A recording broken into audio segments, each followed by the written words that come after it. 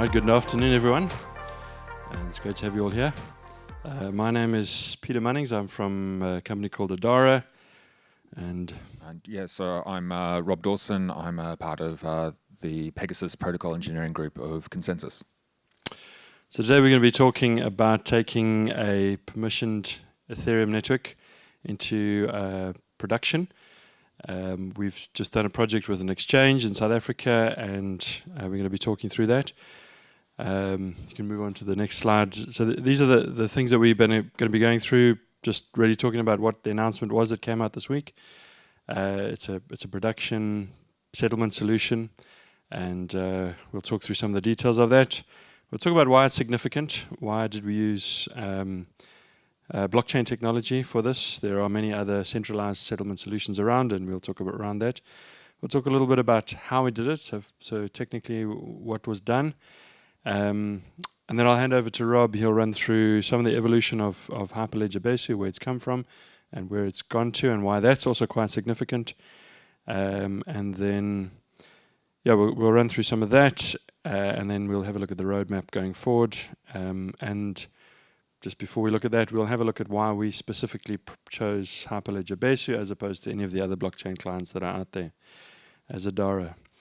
So this is what was announced. The exchange that we worked with is an exchange called Zarex. It's a South African exchange. It is a traditional regulated equities exchange. So you can buy equities on it as you would any other exchange around the world. And they saw an opportunity to list what is in South Africa called unit trusts. In the US is called mutual funds. So these are instruments which are effectively wrappers on underlying either equity or bonds, fixed income instruments, or money market instruments. And you traditionally in the South African context, you would buy them through a fairly long process. You would need a financial advisor. You would need to run through a platform. There'd be a transfer agent in between, and ultimately you'd get to the underlying fund manager. What Zarex aims to do is to completely close that gap and to allow the investors to deal directly with the exchange. So we did it. We built a settlement solution. So there's cash on the ledger and there's units on the ledger. And when you buy them, you do an exchange cash for units. We call that delivery versus payment, or DVP in these circles. So it's a regulated exchange. We also used a regulated nominee administrator. A large Australian company, interestingly enough, Computershare, Australian-based, international administrator who administrate the nominee account. So that's the account through which all the cash flows, and effectively you would deposit your money into the nominee account. Computershare then issue those equivalent tokens onto the blockchain, and you use those for purchasing your units. As I said, true DVP settlement, and what we have is a distributed ledger that crosses the administrator, crosses the exchange. In the future, potentially could cross the fund managers, or the regulators. So it's fully auditable, fully transparent, and the first time that's ever been done in South Africa. I'm not going to spend too much time on this slide. We used one of our products. As Adhara, we have 4 product lines, 4 products. The product that we specifically used is called Token Plus. And Token Plus is a product we have designed specifically for exchanges. It allows an exchange, typically an exchange that's wanting to trade on tokenized assets. And we know there's many of these things. We're sitting in a room and there's a token mentioned all over the place. ConsenSys is the master of tokenizing the world. And so any exchange that has tokenized assets who wants to settle those, so in other words, I buy tokenized piece of property or a tokenized piece of art or a tokenized whatever it is for X amount of dollars or pounds or Australian dollars. It's nice to be able to settle those things on a blockchain as well. So the other leg you need is the tokenized cash. So Token Plus is our product to get cash onto exchanges to allow them to settle whatever it is that they're selling. So we obviously have the tokenizer, which is the issuer of the cash tokens. We have a proxy that deals with the blockchains. We support a number of different types of blockchains, so hence the proxy. And then on-chain, we obviously have the cash contract. And then we need to link into the core banking system or the nominee account. So we have a proxy into that as well. All right. I want to talk a little bit around why this is significant, and it's not significant because it's a new technology. It's not significant because it's an exciting technology. At the end of the day, users are basically not interested in how we get the job done. They just want to know that it is done. And so from the individual investor perspective in South Africa, this is the first time that users, investors, will be able to buy unit trusts directly on an exchange and have that interface directly into the fund managers. So I can wake up in the morning, I can open my app, I can log onto the website, I can see what units are available, I can go and put an order in, and the following day those will be delivered into my on-chain account. So I don't have to deal through a financial advisor, I don't have to deal through a platform. I'm simply on an app buying unit trusts.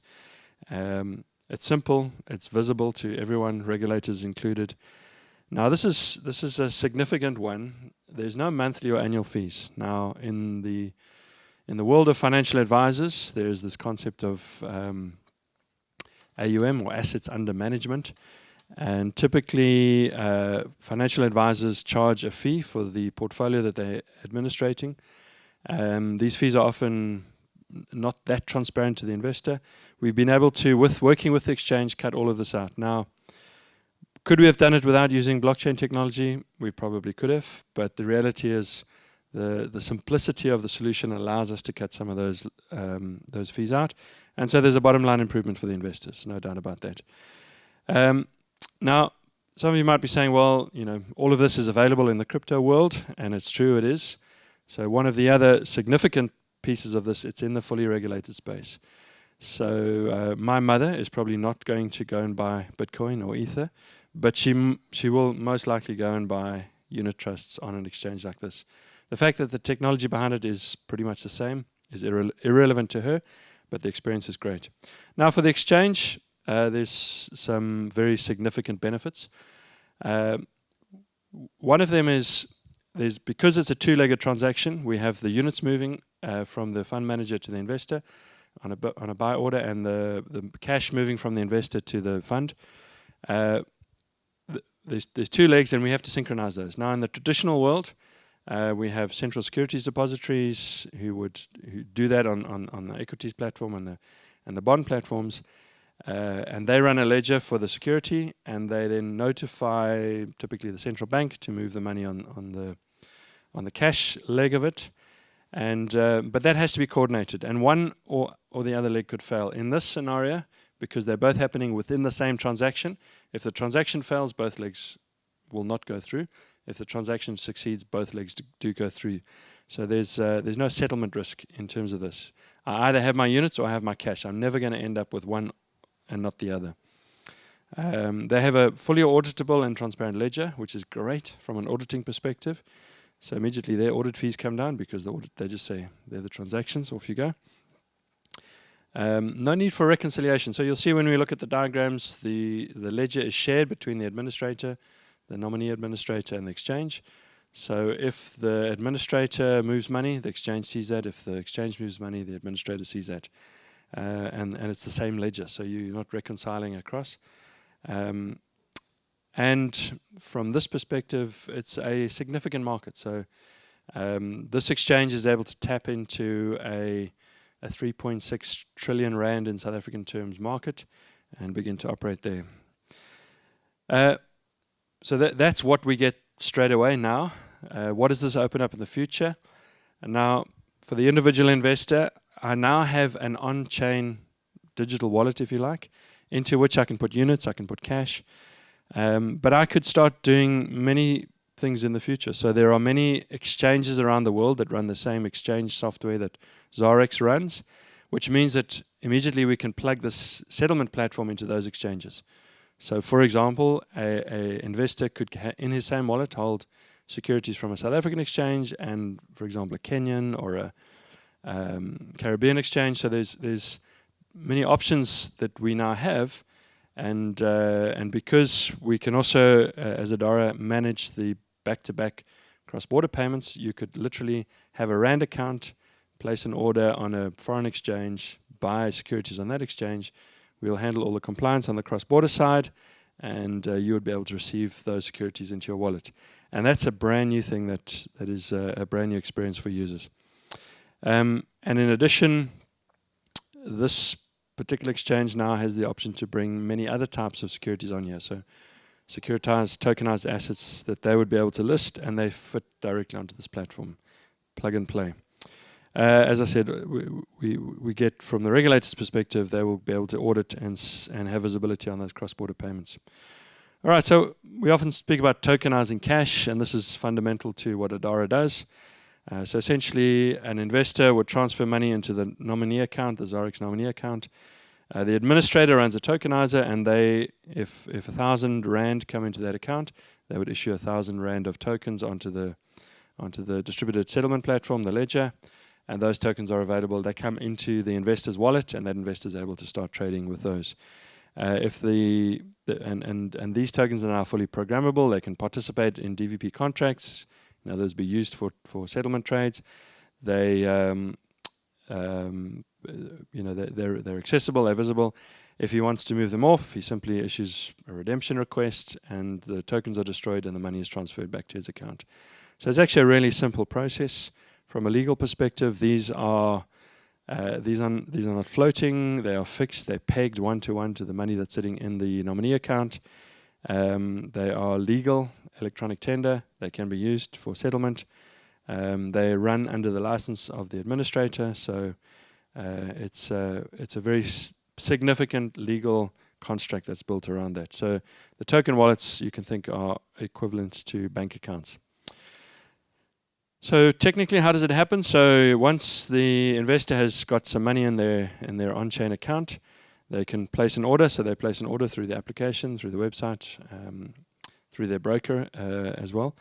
That order gets sent through to the administrator to say there's a new order. The administrator then reserves on-chain, reserves cash for that order. So if I have 10,000 Rand in my account, and I put an order in for 1,000 Rand, 1,000 Rand of that is reserved, and I now have 9,000 Rand available. And that reservation, if that's the right word, of cash is on-chain, and so everyone can see it. The exchange can see it, the administrator can see it, and everyone knows that there is 1,000 Rand that's allocated to an order. At the end of the day, the orders are now placed with the fund manager, so they're bulked up and they're sent off to the fund manager to say, there's 27,000 investors who are buying your units, and here's the total order. The fund manager then issue new units based on the inflows that they would be receiving. That issuance comes back, and those new units, are now issued into the fund manager's wallet on-chain once again. Now you'll see here that the blockchain network at the moment doesn't extend to the fund managers, but there's no reason why we can't extend that and allow the fund managers in future to issue their funds directly onto the chain, which would obviously simplify the process even further. Once the units are issued, the Adhara order system notifies the custody solution that they can start the settlement process. So now remember that the cash is reserved. That happened at the order process. The units have now been issued, and now we can start the settlement. So what happens is the units move from the fund manager's account to the investor's account, and the cash moves to the fund manager's account. The reverse obviously happens on the sell order. So if I'm selling units, just exactly the reverse. And because the investor is also looking at what's going on the blockchain, he can see immediately once the settlements happen, the units are now in his account. The cash is moved out of his account. And then if the fund manager needs to move money back through the banking system to their side, they simply cash out whatever net settlement amount they have sitting in their account. All right, over to you, Rob. And it's been really exciting for us to see the work that Peter's been doing and the Adhara team, and seeing that actually be delivered into a production environment. And so they've done that on Hyperledger Besu. And so we built Hyperledger Besu, seeing that Ethereum is a really great technology out there, but seeing that having a better quality piece of software working really well for the enterprise would be really valuable. And so we built it from the ground up to help support that use case, building it with licensing that works really well for that. So an Apache 2 sort of friendly license for enterprises to be able to work with, building it with that real sort of passion to see both that that mainnet world, so the public sort of Ethereum world, working really well with the private world. And so that bridging that gap between the two environments has been a real important part of the Hyperledger Besu story and our motivation for why it's been happening. Working really hard to make sure that the world of private networks and public networks come together and enable that future to happen. And so we started that work, and that work really began. I started working on it about 2 years ago, and we've come a long way since that time. In the past year, so if we look forward, we can look forward to our roadmap and see what's been happening.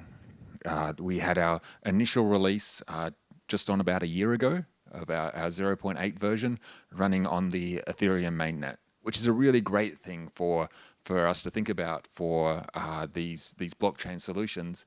You can sort of look at the mainnet in two ways. One way is a really great way to think, okay, yep, there's this really very strong immutable ledger that's out there for you to be able to look at these transactions that have been written out there, and it's a great place for you to work there. Another way that you can look at it is it's a really big, powerful test network, and you can see that Ethereum scales to these large number of transactions that are happening every day and the volume of data that's there. And so by us going to mainnet first, we're building a client that has that, meets those scalability requirements that you're going to want to have in your Ethereum networks. And so we had our initial release of that happening in October of 2018. We had our 1.1 release earlier in this year, in April 2019. And so in that release, it was really adding a bunch of features to support the enterprise use cases. So making it work really well for permissioned networks, adding in that ability to control who can connect into the network, being able to add in some of the privacy features, which are useful, again, for these enterprise sort of networks and consortiums. And finally, the other exciting thing that was sort of in our releases has been a consensus mechanism that works really well and is robust and of a high quality.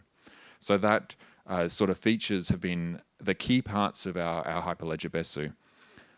The other thing that we can see, sort of looking at our slide there and our timeline, is that we've got the sort of move from Pantheon to Hyperledger Besu. And so that's moving our product from being a piece of software that we at ConsenSys and PegaSys have built to being something that's given to the open source community, the Hyperledger Foundation, and sort of getting that ability to say, look, this software is something that we want and we encourage to be living beyond PegaSys. We want this to be something that's there for people to really be able to use well. And so by giving it to the Hyperledger Foundation, it's opening it up and making it really sort of available for external contributors to really work well on, and also making it very clear that it's not just tied to one organization. The life of Hyperledger Besu will go on.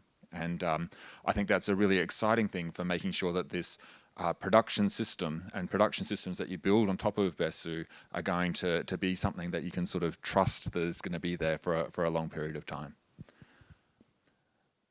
The sort of final thing there is just, I guess, as we move forward, is just thinking about the PegaSys Plus sort of product. And so that's the future for us is making sure that this open source product that works well, works even better for some of the commercial environments.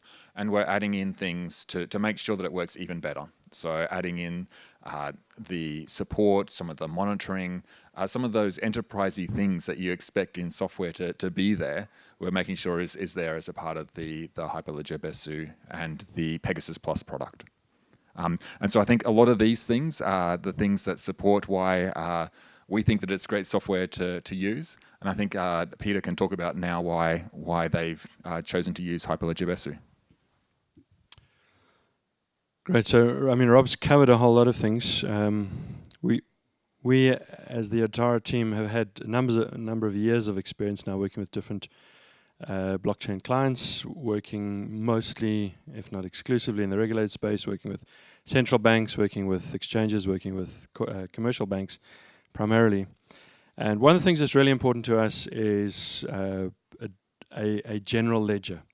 So once you take a traditional centralized ledger and you distribute it, you come into all sorts of privacy concerns. So how do I make sure that people who shouldn't be able to see data that's not relevant to them? And so some of the blockchain clients have partitioned up the network and effectively created lots of small little networks that are connected to little pieces of the network connected to each other. It was important for us to have a general ledger that had ledger-wide transactions. And it's important for a number of reasons. And if you're dealing with cash, you want to make sure that if I receive cash, I can use that cash anywhere. I can debit my account and credit anyone else's account on the ledger. So Hyperledger Besu has a great general ledger in terms of the Ethereum ledger that it's built on. But we do obviously need the privacy stuff, and we need private channels, and Hyperledger Besu has a number of options on that and has a very clear roadmap in terms of where they want to go with privacy, which is really good for us. Well tested. Now, in the regulated space, I can't walk into a regulator and say, we're bringing crypto technology into your regulated space. They get very nervous when I do that. And so what we do tell them is, as Rob said, is we are bringing software into your space that is very well tested. So they say, well, how big is the test network? We say, well, there's about in excess of 5,000 servers running test software, multiple vendors on the same network, hundreds of thousands of transactions, test transactions going through. And they get very excited when you talk like that. And it sounds like a brilliant test environment. So we don't explain to them that this is the crypto world. We just tell them it's a very, very strong, powerful, long-running. In fact, the test environment has been 100% uptime for the last 4 or 5 years, I would say. So so I'm kind of talking tongue-in-cheek, but for us, it gives the Hyperledger Besu being on the public Ethereum blockchain means that it is tested in the wild. It's getting tested every single day. It's being hardened all the time, and all of that benefit we're able to bring into the permission space. We've worked with a number of ConsenSys mechanisms. So obviously the public Ethereum blockchain has proof of work. In the permission space, we've worked with Raft. We've worked with the original RBFT that was available on Quorum. We've worked with ClickPOA, and now we're working with RBFT2. And from our experience and from the analysis that we've done, it really is secure. It's rock solid. It's easy to configure. It's easy to deploy. We've had no issues with RBFT2 now after working with it for a number of months. We need a strong team. So obviously there's a very strong PegaSys team, significant team with a range of experience across from cryptography through to DevOps, platform infrastructure guys. So that's great. And obviously now with Hyperledger, the Hyperledger backing, it gives us the confidence to know that this is a client that has longevity, that's going to be well supported for a long time, and a clear roadmap. So it's really important for us. There's things that we would like to see coming into Hyperledger Besu, especially on the enterprise side. We've done some stuff, and we have a really good working relationship with the PegaSys team. We're able to hand off components that we feel should be part of the underlying platform, and they come with really, really good ideas about how best to implement those. And so it's great to be able to know that in 6 months' time these features are coming in. The team have been really good at sticking to their roadmap, which is helpful as well for us, because it gives our clients kind of the confidence to know that. And then, as Rob mentioned, there's great enterprise-level support with PegaSys Plus. Not only new features or additional features that we will need in the enterprise space, but good support, good response. So great team. And both from a production side as well as our dev processes. So we get great tools. Obviously, all the entire Truffle suite works out the box with Besu, so that's important for us. All right, do you want to carry on with the future roadmap? Where are we going to? Yeah, and I will look to someone to tell me how long I can talk about the future roadmap, and so I will see what I can do in 3 minutes, and I will take it here. Okay, so looking at where we are, so it's October 2019, sort of there. We've got our Hyperledger Besu 1.3 is coming out in the next week. The release candidate, I think, is next week, and then the week after that, the actual software gets released. We're an Ethereum client, so DevCon is the biggest conference for Ethereum, so that's when we're doing that release. The big things there that we're looking at are, I guess, core improvements to the underlying client. So for people who aren't into the depths, a lot of the words I'm going to say here maybe aren't as exciting or don't mean as much, but they're some of the exciting things for us. So I think the underlining state pruning, relational database support for our private transaction manager, some of these things are really important and important things there.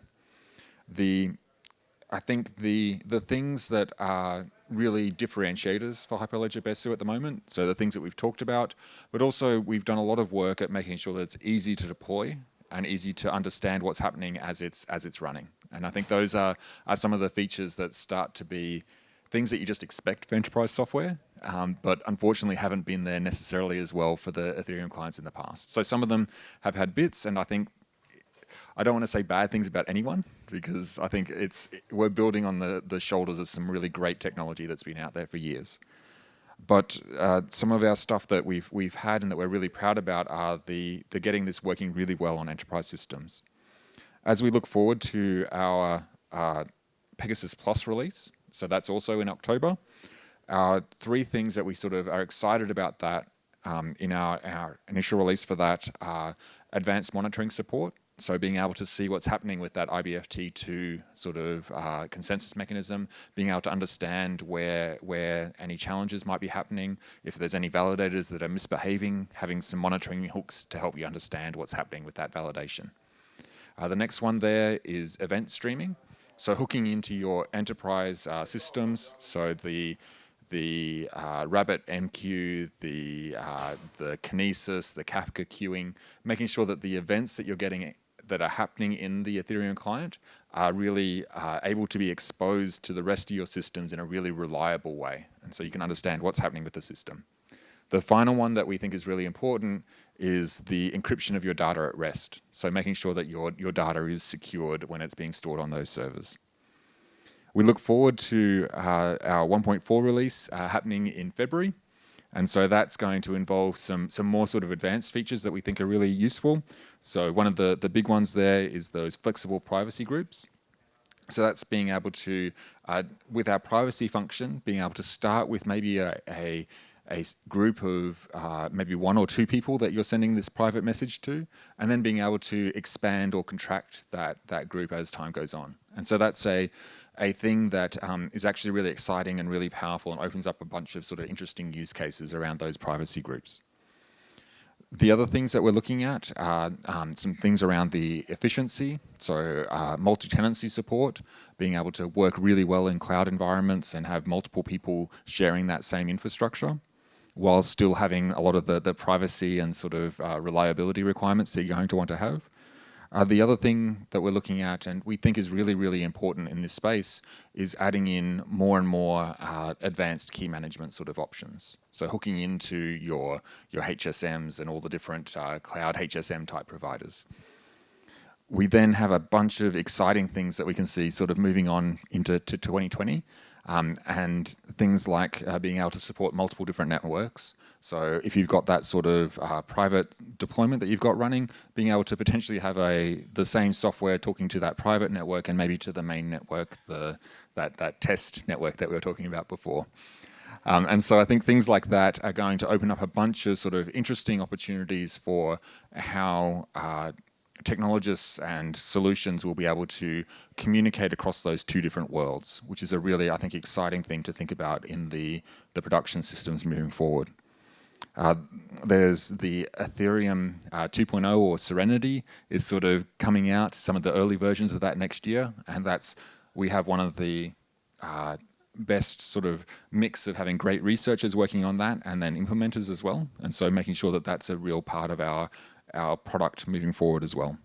And then there's a whole bunch of other really great sort of research ideas and features that are going to be in our product as we move forward into 2020 and beyond. Great, thank you very much.